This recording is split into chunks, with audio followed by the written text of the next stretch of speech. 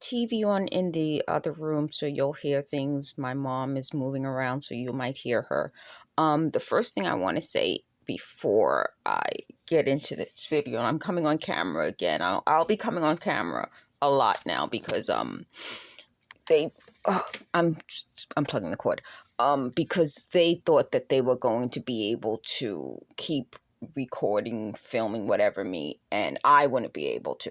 So before I start, I just want to tell you guys about the different crafts. This really, the more this is, the like, the more I see this, the more I like this craft. This is just, um, uh, what kind of tape is this? Masking tape, cardboard, and this type of paint from the dollar store. This is like a washable paint. You can get it from the dollar store.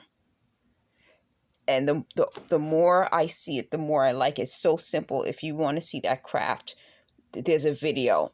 I'll try to remember to put it in the description. If I don't, then I think I'm going to just do a playlist with these projects with this same paint. This has the red cap, but I could always change out the cap with not red. This is a craft. Again, you can try to find this craft. This is simple to make with these brass colored fasteners in a can. So it's easy, free. This little chandelier thing, I think you saw the video where I put the other lid on it.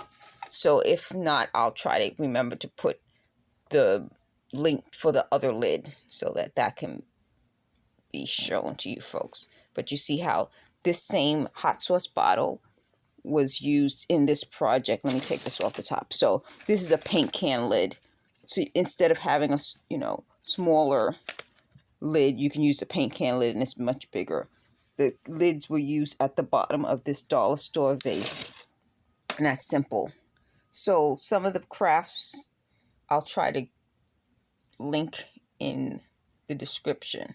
So the same hot sauce bottle is this.